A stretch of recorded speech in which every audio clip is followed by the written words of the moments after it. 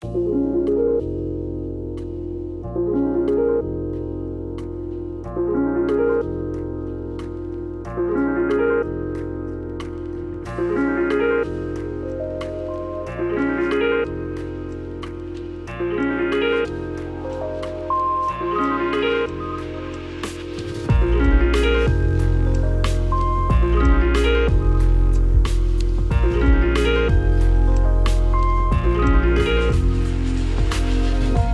friends. Welcome to a bonus episode of the Noclip podcast.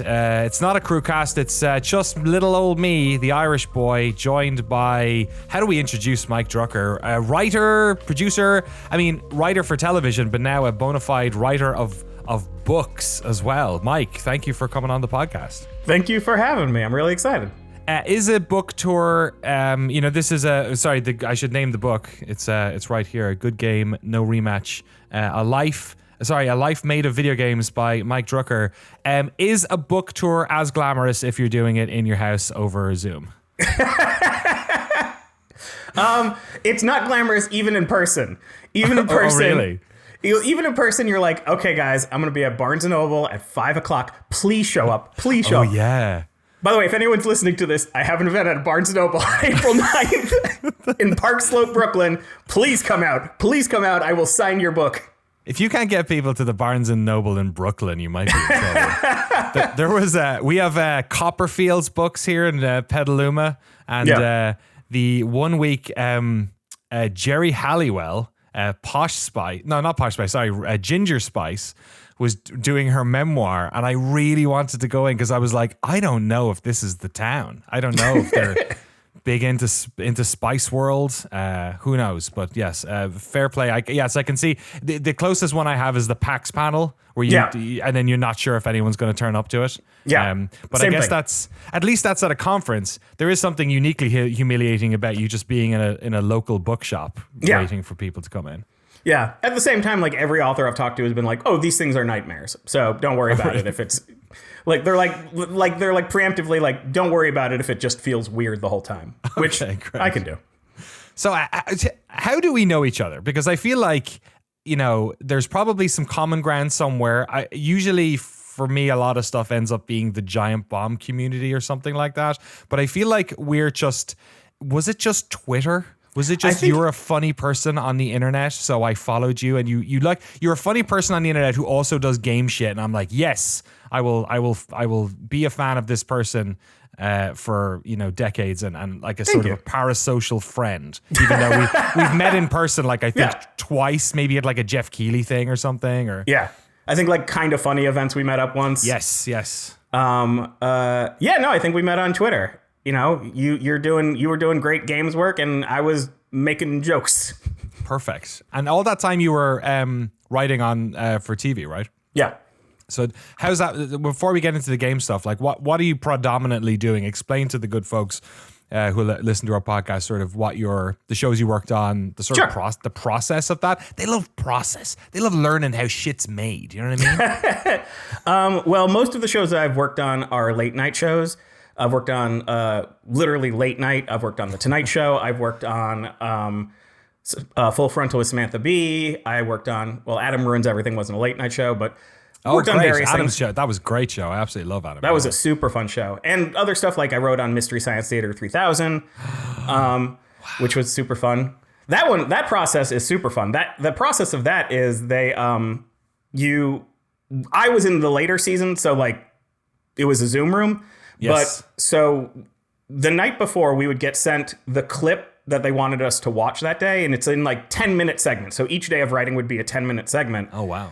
And so I would wake up early in the morning and watch this clip and like scribble jokes out. And then we'd go to the Zoom room and it's literally us watching the clip and then someone going, "Hey, can we stop?" And then pitching jokes. And other people are like, it's very collaborative. So someone will be like, "What about this?" And someone's like, "Oh, and what if after that, we have this joke?" It was super fun and everyone was super nice. It's also nice that in the corner of the clip, they actually have a time code that tells you how much space there is in that. Because usually you're giving a riff in a moment of silence when someone's not talking. Yeah.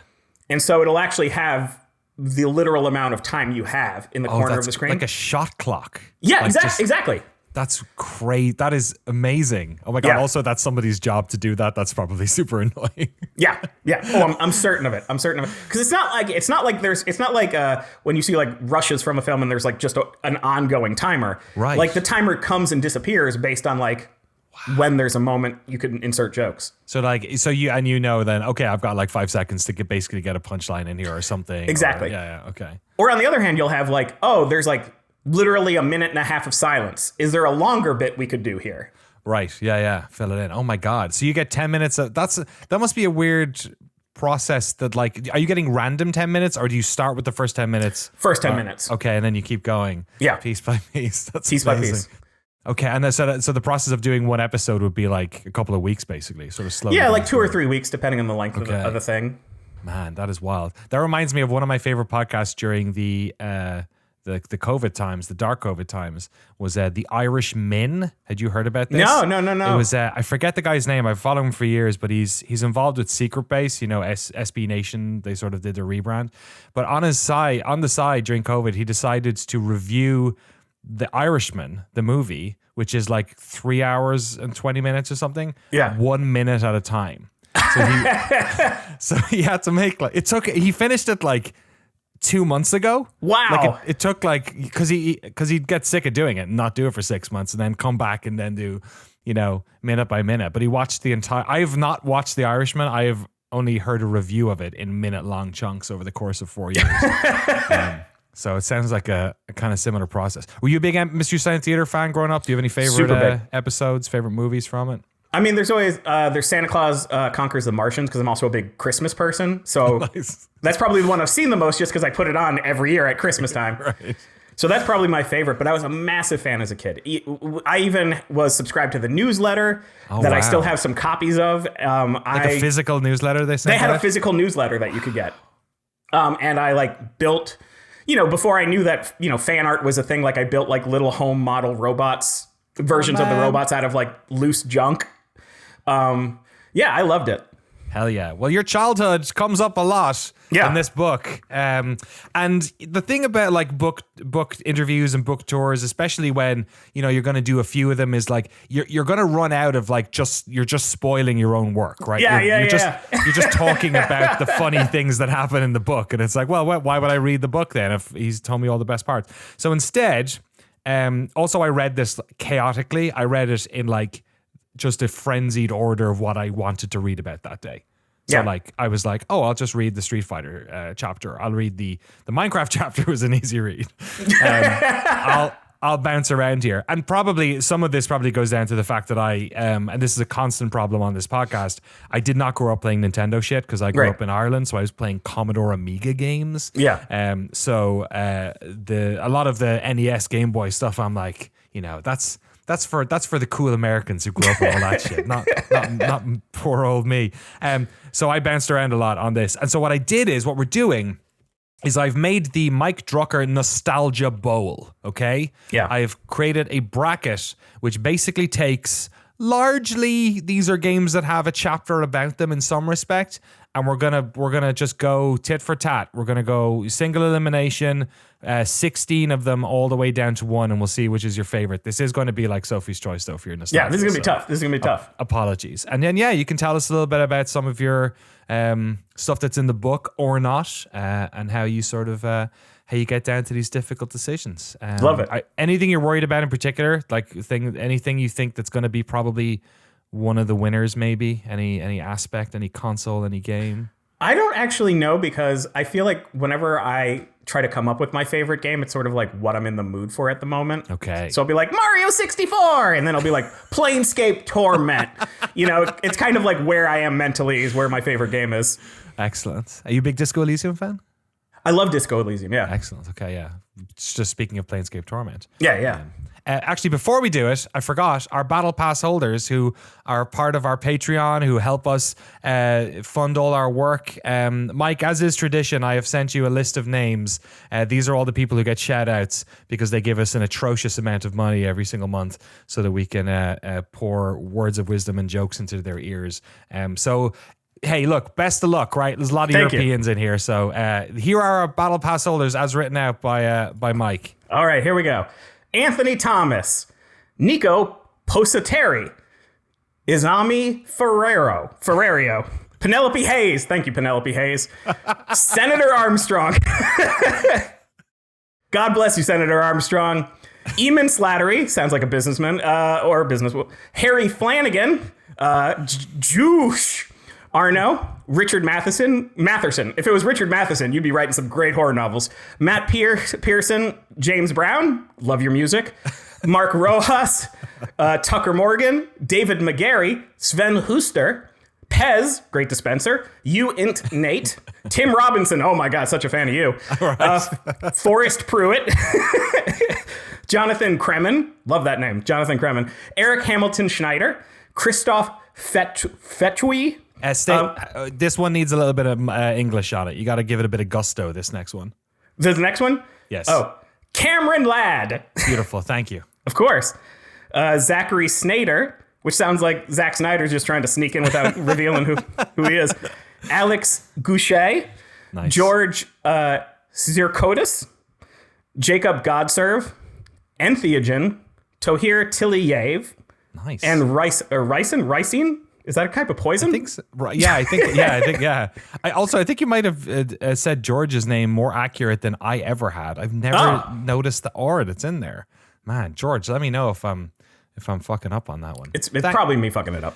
Thank you, Mike. You're a gentleman. Really appreciate it. Okay, let's get into the bracket, dude. We're starting off with a big one, okay? Our first bracket, choose between the Nintendo Entertainment System and the Game Boy. Oh, that is actually a rough choice for me. I'm going to say, because the first chapter of the book is about me getting the Nintendo at age 3 and how it just changed my life from there. And and there's a lot, I embarrassed myself a lot more with the NES you see in the book. But the Game Boy is something, because I grew up in Florida, we were always doing road trips. Like we rarely flew anywhere. Even when we drive to see my mom's family in Chicago, we would drive. Oh my God, really? Jesus. Yeah. What is that, like 20 hours or something? Something like that, yeah. I mean, even like going to Disney World from where we lived, it was like 5 hours. Okay, right. Jeez. So that was like glued to me for most of my childhood. And that system lasted so long that, you go from like Tetris in 89 to Pokemon in 97 or something, or 98. Right. So there's just so much for that system that I have to go with Game Boy. Game Boy gets it. Okay. Favorite NES games, just while we're on NES? Mega Man 2. I would say Super Mario 1 and Super Mario 2. I like Super Mario 3, but I feel like everyone loves Super Mario 3, which somehow makes me love it less. The NES version of Tetris, and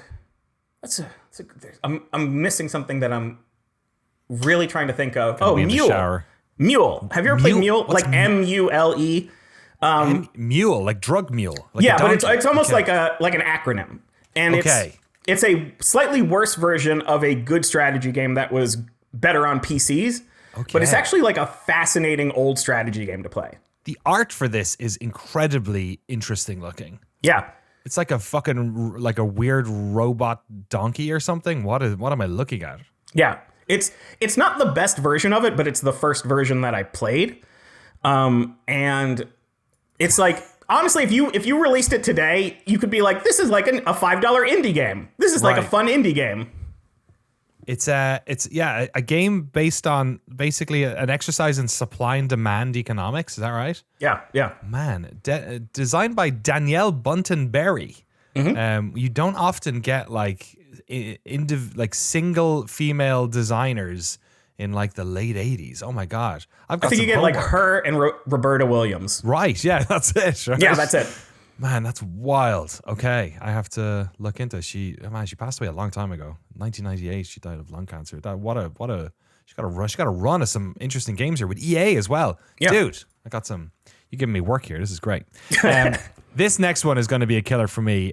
It comes up in one of the early chapters. I was where it sounds like one of your IT teacher was kind of just coming in and getting their paycheck and didn't really give a shit what you did. Yeah. So we're putting them. We're going back to 1999. Quake 3 versus Unreal Tournament.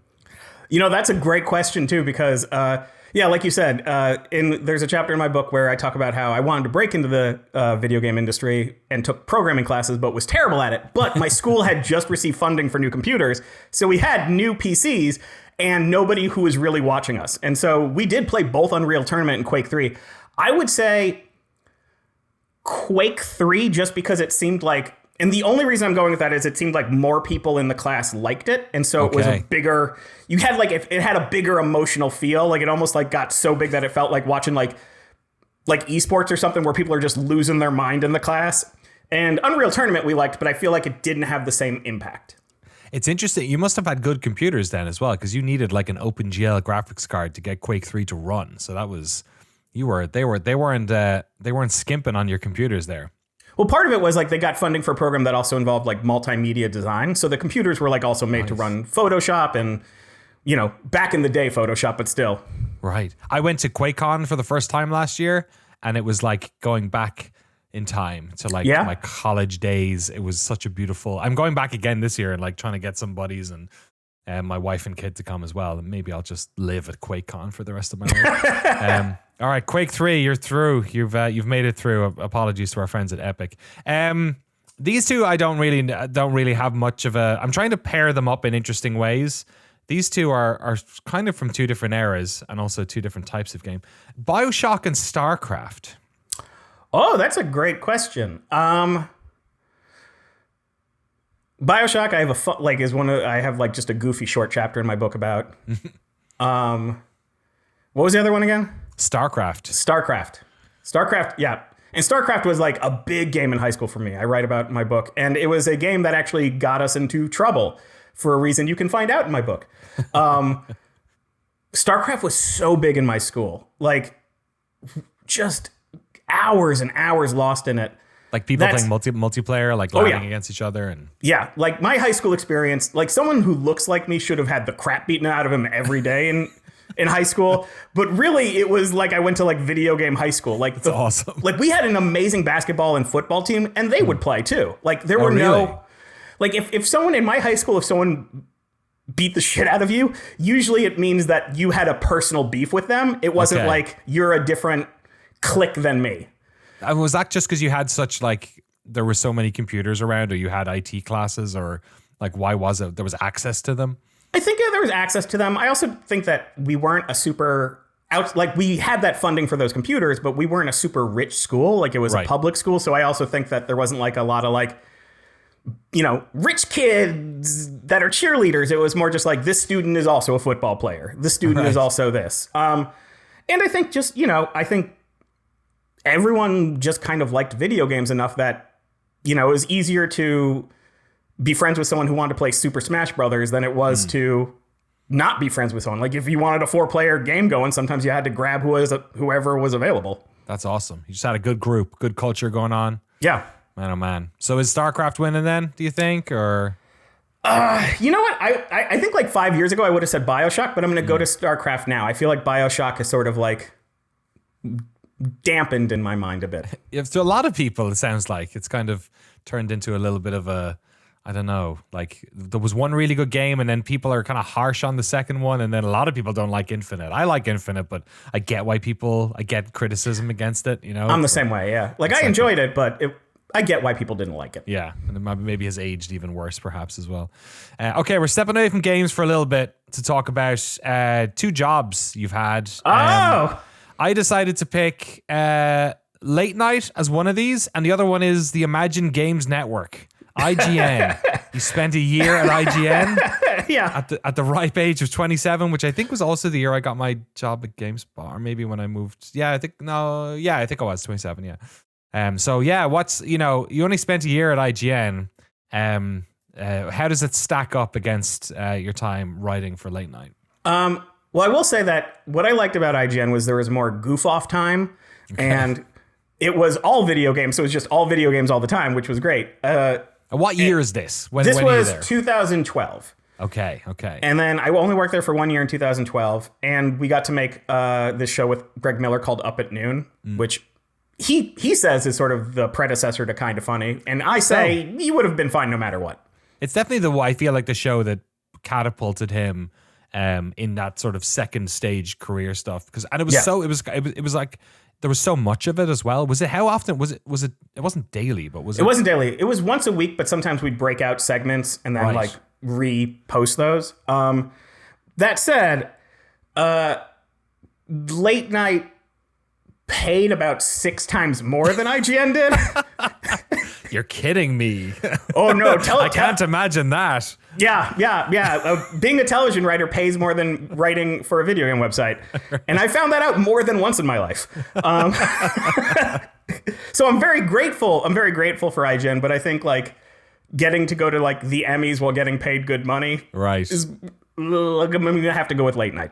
So you know, my understanding of how writing works on those televisions is based on like 30 Rock. Yeah. So like, what's it? Is it, you know, are you reacting super quickly? Like, are you going in that morning writer's room and coming up with stuff? How much is stuff that's written ahead of time or planned, or segments that are done a couple of weeks early or something?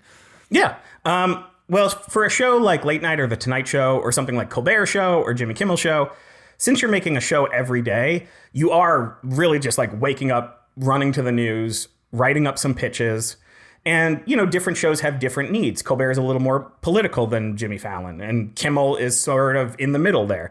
And so, you know, first of all, you are writing for a person. So when you're looking at these news stories and these pitches, you're not necessarily going like, what is the best comedy I could do? You're like, okay, what is something he would enjoy doing?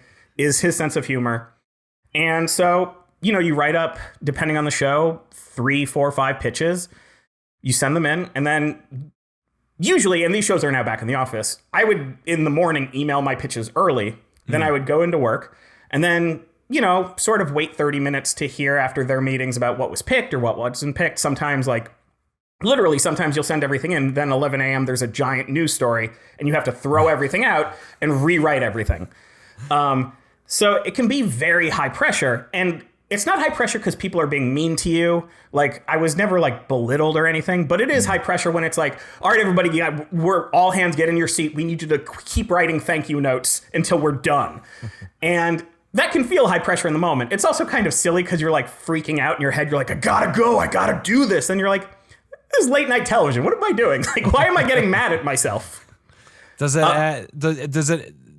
Is it easier to do the longer you do it, like when you get in the flow state of the presenter? Like, is it tricky at the start where you're trying to find your feet, or maybe do they like having ideas that are a little bit left of field, I guess, at the start? You know, you do have a little trouble just because you're trying to make sure you have their voice down. You know, a lot of writing for especially a comedian is, what do they think is funny? You know, their specific sense of humor. What don't they think is funny? What are topics they don't like? You know, for example, Jimmy Fallon's not someone who really likes doing jokes about sex. Right. It's just not his cup of tea. And like, there's 1 or 2 other sort of gross out type things that he doesn't love. And so we just don't pitch on that. But that's not something that, there's no handbook they give you on day one. It's just something where, like, you know, someone takes you aside and they're like, hey man, I love that pitch, but he doesn't really like this, or like, he's, you know, he doesn't like making fun of Mother's Day. So like, once someone pitched something and he's kind of like, I don't want to do that. You know, that's not my, you know, thing. And so that is a little tough, but you do it so much and so often that part of the job is learning that. And when I do it, I will literally like be gesturing as I'm writing, reading it out loud, almost doing, not trying to do a voice accurate impression, but almost trying to feel out how he'd physically deliver it on the stage. And that helps me a lot. But it does take it takes a lot of practice. Do you get much of breaks? Like, do they ever cycle you guys out like a bench? No, but there is like it's, you know, I would say it's a very hurry up and wait type world. So like, you know, sometimes you might be like, hey, everybody, you have 1 hour. We all need 5 pitches right now. Right. But then after that, you might have an hour and a half where you're waiting to hear if any of those pitches went. Okay. Yeah. So you might have an hour and a half to grab lunch or something. Now, it's not like they're going to say you're good for an hour and a half, go wherever you want. But you're more like, I think I can run downstairs and grab some food and come back up. It's like the writing version of being a paramedic or something. It's like periods of boredom and flashes of intensity. Yeah. Every day. Man, so I guess it suits certain people. There's some folks, I guess, that would be like just way too anxiety inducing to do on a day-to-day basis. And what's the competition like? I'm sure, especially when you're starting out, you're trying to make a name for yourself within that writer's room. Like how much of it is collaboration? How much of it is competition? It depends on the show's culture. Some shows insist on everyone working together on a thing. Like Full Frontal with Samantha Bee was a lot more collaborative. It was a lot more like everyone added to something. I wouldn't call the Tonight Show and Late Night competitive, but it is a massive staff. So Samantha Bee, the staff was 8 people. At Tonight Show, it was 20 when I was there. So just writers. Just writers. Right. Yeah. Yeah. And so it's competitive in the sense that there is not enough space for everyone to get material on the show, but it's not competitive in the sense of, there's, like, how dare you? Or like you're cheating to get it on. Like, it's not like there's no animosity because it's not like this person's your rival. And it's not like someone's defeating you in combat if you don't get a joke on. That's kind of the up and the down of doing comedy is usually if something's not funny, that's the reason it's not getting picked versus favoritism. Right. Yes. It's the only place in the world in which, the quality of the work is somewhat connected to whether or not it gets in, I guess. But then there's that subjectivity, I guess, as well with whoever's picking the stuff as well. But that's part of the figuring out the voice. All right. Stepping back to our bracket here. This is purely based on the fact that they sound somewhat like each other. DDR and D&D. Oh, man. By the way, how did that guy fuck himself up on the DDR machine? He said did he flip over the bar or something?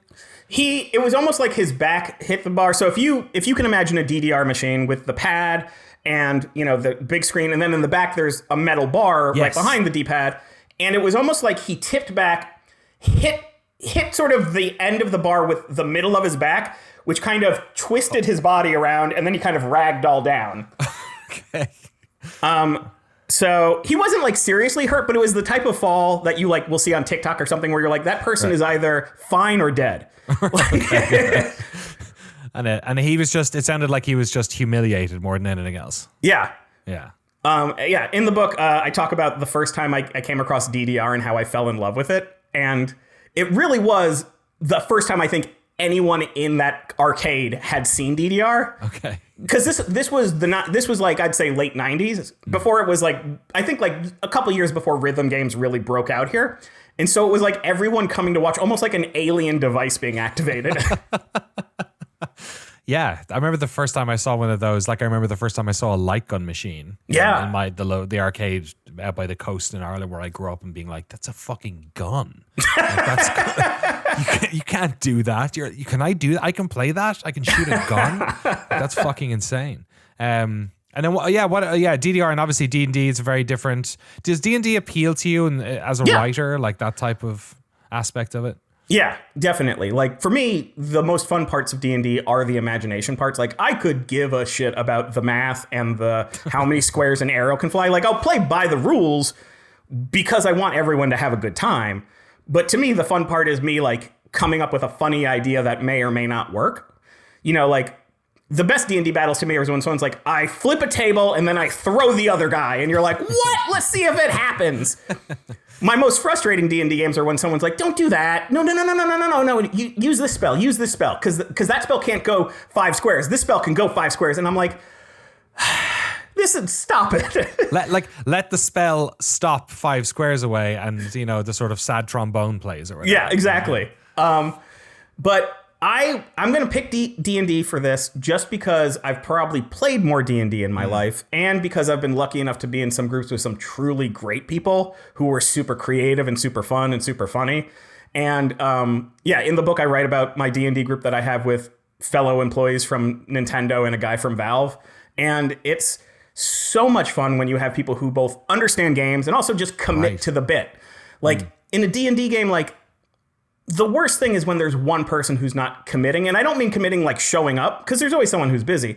I mean committing like when they're like, I don't know, I guess like go into the dungeon or something. And you're like, come on, man, don't play this like it's Monopoly.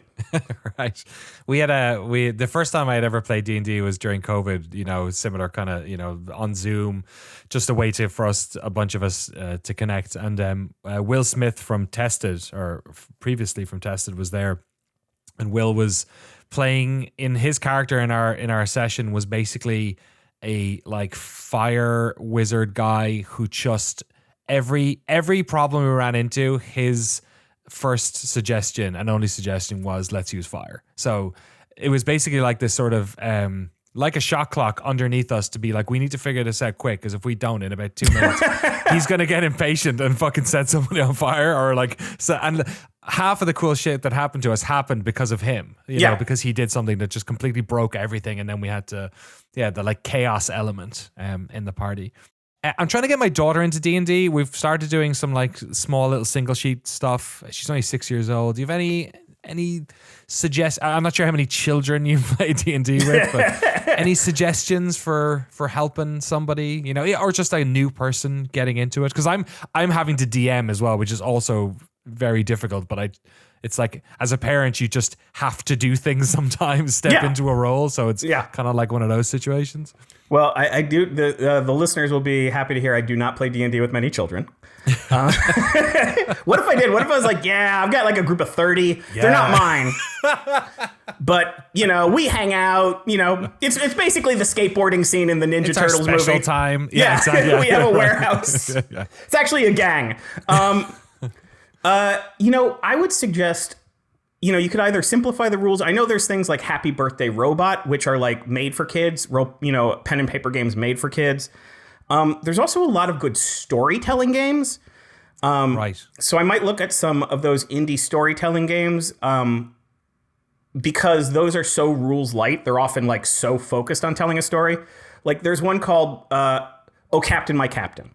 Okay. And what it is it's based on something called like I think it's like Hail to the Queen or something with the Queen, but it's this role-playing game where you have a bunch of pictures of different captains, space captains, sea captains, whatever. You choose one, and then what the group does, and it can be 2 people, it can be 6 people, is you mix the rest of the deck, and the deck has questions. And the questions are open-ended questions that you have to answer as your character that you don't have an idea of yet until you're answering the question. So you sort of flesh it out as you're going, because you'll be like the card will say something like, you once lied to the captain about something extremely important. What was it, and why did you lie to him? And so you're like, okay, I lied to him when I said that I had the keys to the cabin. And the reason, you know what I mean? And you start to actually, like, in the first few turns, you're like, am I just going to be answering random questions?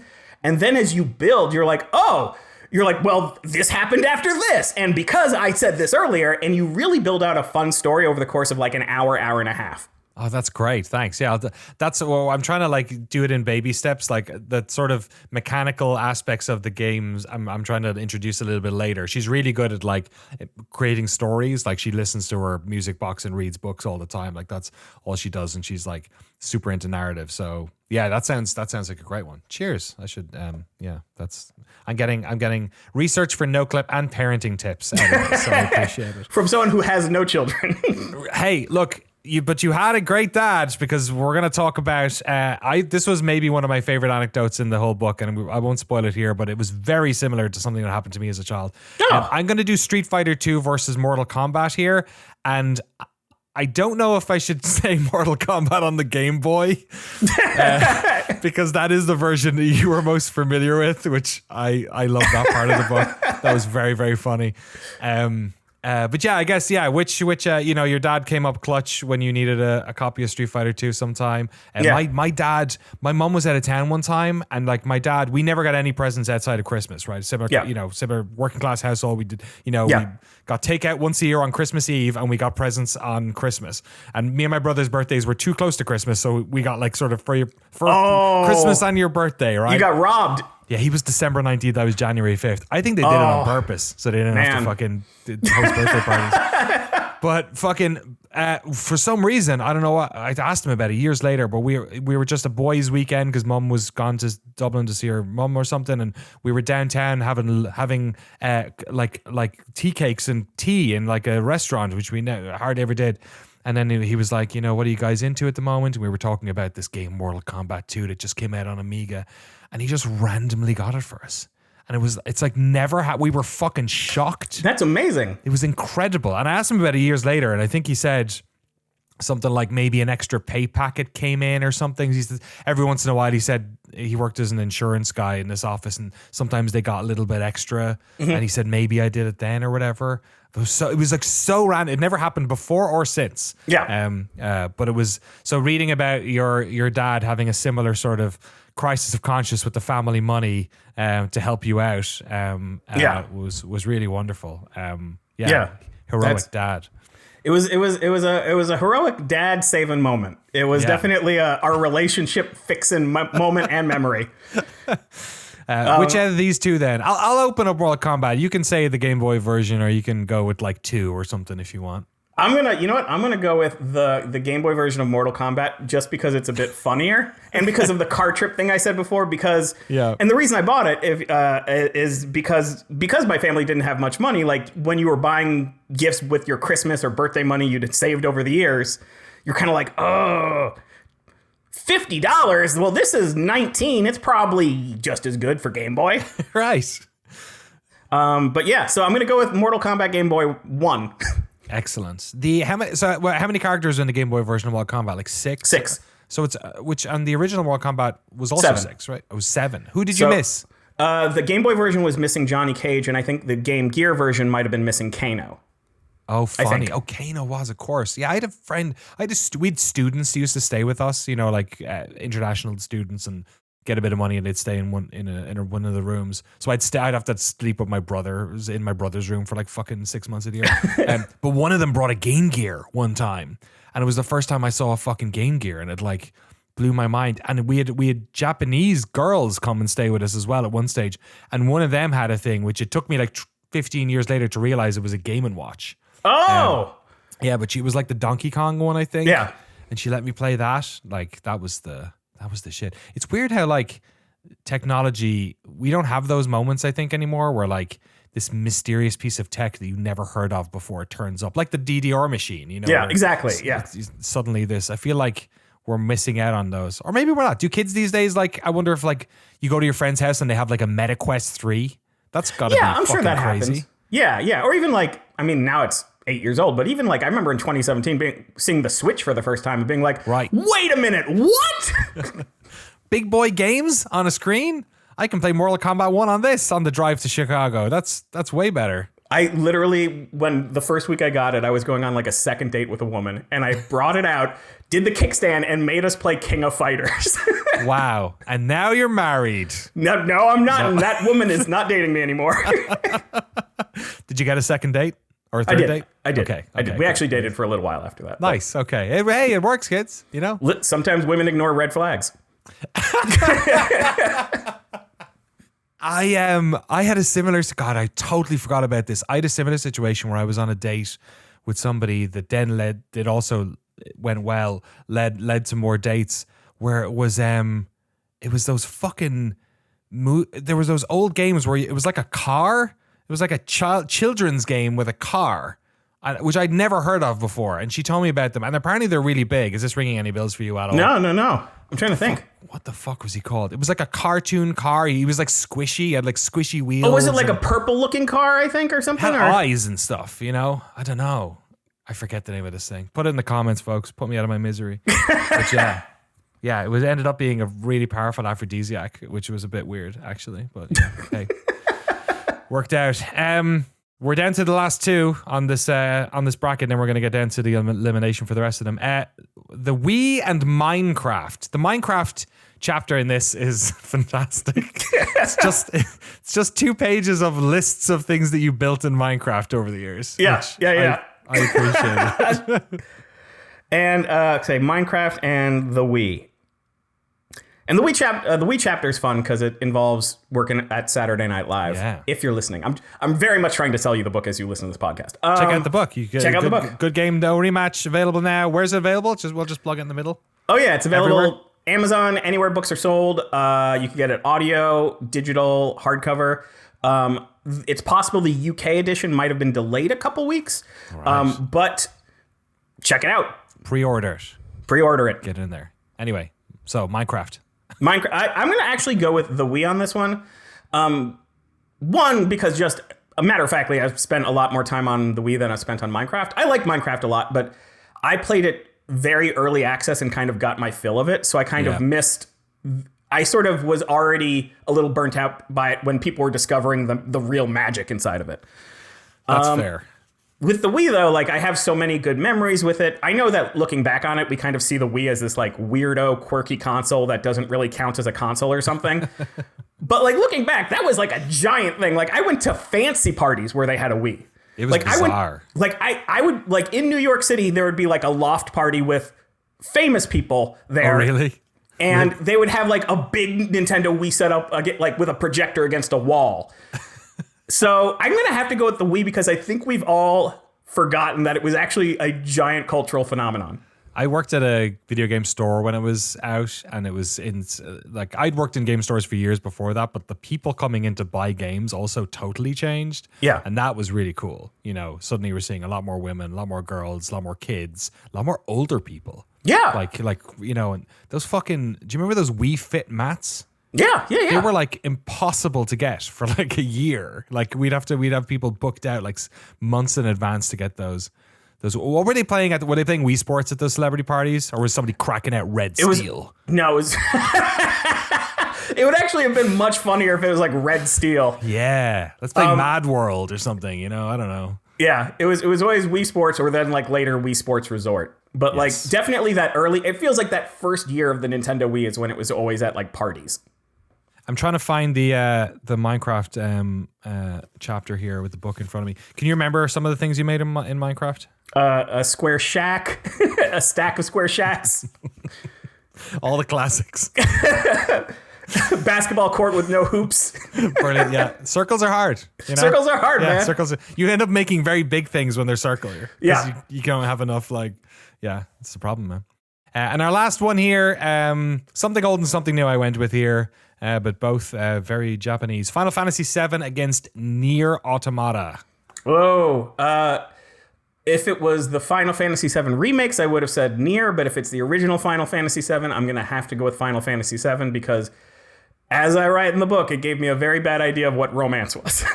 Yes. I think the chapter is just named after, what is the chapter called again? It's Miss Red and Aerith Gainsborough. And it's about a teacher who looked exactly like spot on, exactly like Aerith, and how that was not good for me. That was not good for a middle schooler.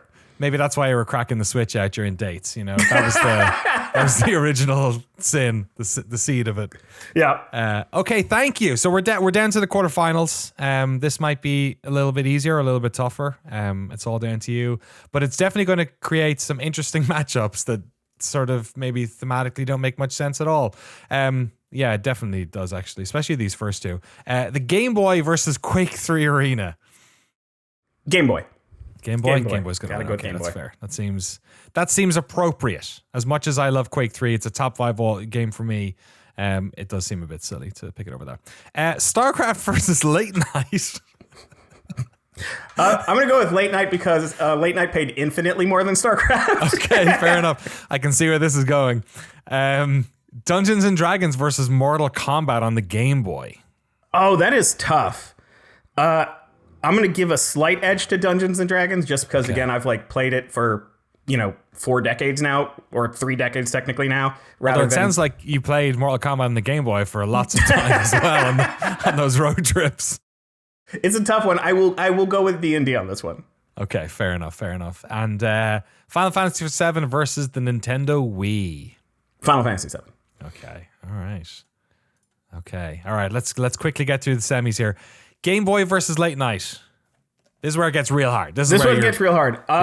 Everyone's a winner from here on. You know what I mean? Everyone's a winner. Yeah. I will say Game Boy. Okay.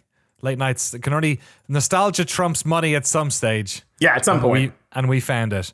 This seems hard. Dungeons and Dragons against Final Fantasy VII.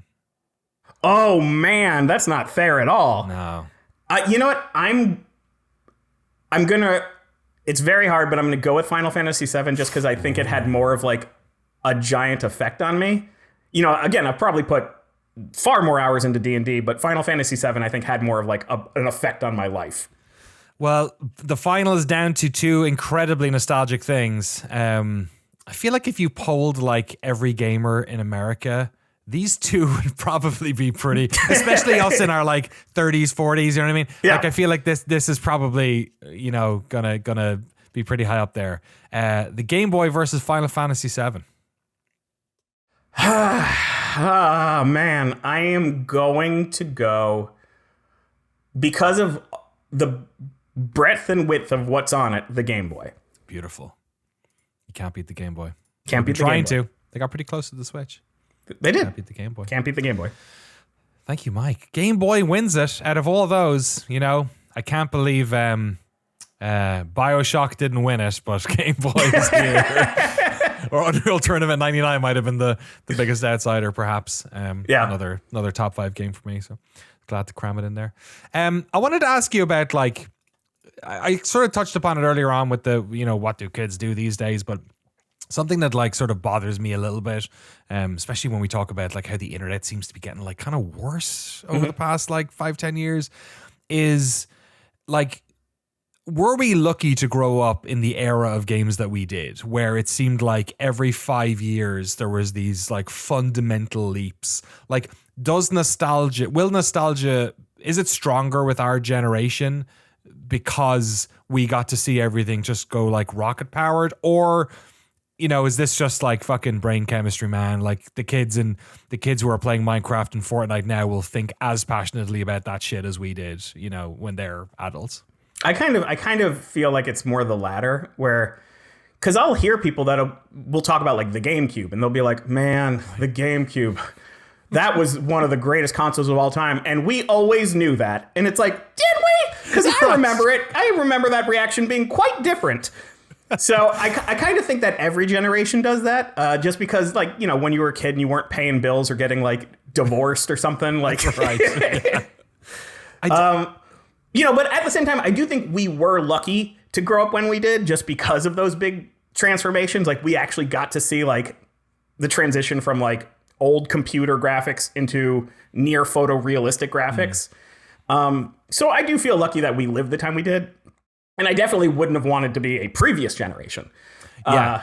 But I do think kids today will be like, remember Minecraft? That's when gaming was simple, easy, and fun. Now we have these hollow games, you know, like it's going to be something annoying.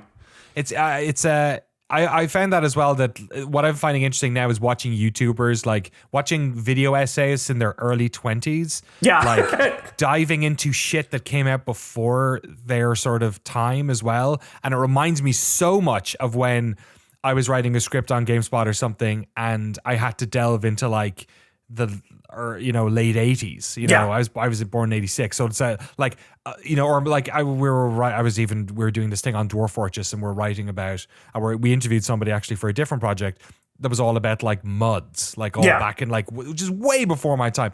But it feels like it's weird how, you know, I don't know, just like the slice of gaming that you grew up in, the slice of society you grew up in is sort of your only viewpoint, and everything that came before is sort of just got you to there, and everything came after is just like derivative, right? It's like just based on all the cool shit that you saw. But it is like you said, I've seen like people doing video essays on like PlayStation 2 games and being like, man, these retro games. And I'm like, my favorite retro game, Tekken Tag Tournament. And you're like, no. Metal Gear Solid 3. They don't make them like that anymore. You know, it's fucking grim. Speaking of new games, what have you been playing recently, and what's some stuff that you enjoyed last year? Did anything stand out for you? Well, last year I definitely enjoyed UFO 50. That, like, the idea, I was excited about it when they announced it years before. The idea of making 50 fake Nintendo, or 8-bit, because it's its own fictional system, style games that are all complete games is amazing to me. And the fact that I'd say 85% of them are super fun, and the other 15% are interesting. They're not bad, but the other 15% you're more like, I get it. But 85% of them are great. It's a better hit rate than the Nintendo. Yeah, I mean, seriously, yeah. And so that was probably my favorite thing of last year. I also really loved the Tetris Gold Master series from Digital Eclipse, just because I love those games and I love museums. And it was just like, was also at the end of November when things were feeling a little rough, and it was kind of nice to watch like this very cheerful documentary about Tetris and these two guys who are very different men, but they somehow came together over their love of puzzles. Like, it's so nice. And playing old Tetris games, like playing like not the Japanese Super Tetris, but the Super Tetris that was by Spectrum Holobyte for DOS. Like, playing that again is crazy to me because I haven't played that in maybe 25 years. Right. And so I really, really, really loved it. And I loved playing all these weird, obscure Tetris games that no one's heard of. So that was genuinely like, I put like 30 hours into a Tetris game, which is insane to me. That's fantastic. I really love that Jordan Mech, the Prince of Persia one they did. I really enjoyed as well. It was so good. Yeah. His dad was such a good character. I know. What a guy. Just like coming Loved up his with dad theme in that. songs and shit. And, you know, yeah. Best. And then what I'm playing now, I think I'm in the middle of Avowed, which I'm liking. Oh, cool. Nice. Did you play much Outer Worlds? I did. Yeah. I'm liking Avowed a bit more than Outer Worlds, but I thought Outer Worlds was fine. I think, you know, I feel like people were expecting Avowed to be Skyrim, and the fact that it's not Skyrim, I think, has made people mad at it for some reason, even though they weren't promising Skyrim. But to me, it's fun, and I'm enjoying it, and the characters are fun. It's a good time. Good writing. Good writing. Good stuff. Those Obsidian people value writing very much so. Did you play Pentiment at all? I loved Pentiment, my man. Oh, nice. Okay. I loved it. Hell yeah. Nice one. We're hitting some of your favorites then on Noclip as well. But Pentiment's really like a game where you're like, I grew up Catholic. This'll be fun. There's been a lot of those recently. Fucking hell. Between that and fucking Indica. I mean, that's kind of Russian Orthodox. And we talk about this on the podcast all the time. It's been like, you know, Blasphemous 2 was one of my favorite games from a couple of years ago as well. It's a good time. It's cool to be Catholic right now. It's like, it's all kicking off. I'm like, shit, maybe I should get back on board, you know? There's a lot of lore. There's a lot of lore in Catholicism. You're right. There's a lot of lore. Exactly. There should be more. I feel like, why aren't we getting, is Jewish games going to be next? Is that what I feel? Because they've got way more lore than Catholicism. You know, well, I guess, no, they have deeper, they have more ownership over the original lore. That's probably the best way to put it. Although we plucked golems out of there. We took their golems and turned them into fantasy monsters. Exactly. It's true. So much good shit. Oh my God. All right, Mike, on that note, let's remind people one more time. Good Game, No Rematch. A Life Made of Video Games by Mike Drucker. It's available now where books are. We'll have links in the description. It'll be available when the podcast goes live as well. Great to chat, dude. You as well. Yeah, it was always a pleasure. Best of luck with the book. Are you done? How do you feel about books right now? Is this the moment where you least want to write another book again? Like right now when you've just finished it and you're doing all this shit? Yeah, it's the least I want to write a book again. If it comes out and people are really nice about it, then I'll be like, I'm going to do a book right now. Excellent. Love it. Hopefully. Back in the saddle. Terrific. Yeah. Yes, I really enjoyed it. Fun to sort of, a lot of stuff, like I said, mirrored my experience for sure. But I mean, you're writing, you're just, you know, you're a funny dude, man. I'm sure I'm not the first person to fucking tell it. Obviously, late night's been paying those bills. Yeah. So yeah, it's I would say off air, I've read a lot of memoirs over the years, and some of them are written by people who think they're funny and they're fucking not. So this one was, I'm not naming names, but this one was an absolute dream to get through. So I appreciate that a lot. Appreciate it. All right, Mike, we'll see you again in the future. And thanks for listening to the podcast, folks. We'll see you on the next one. Bye. Bye.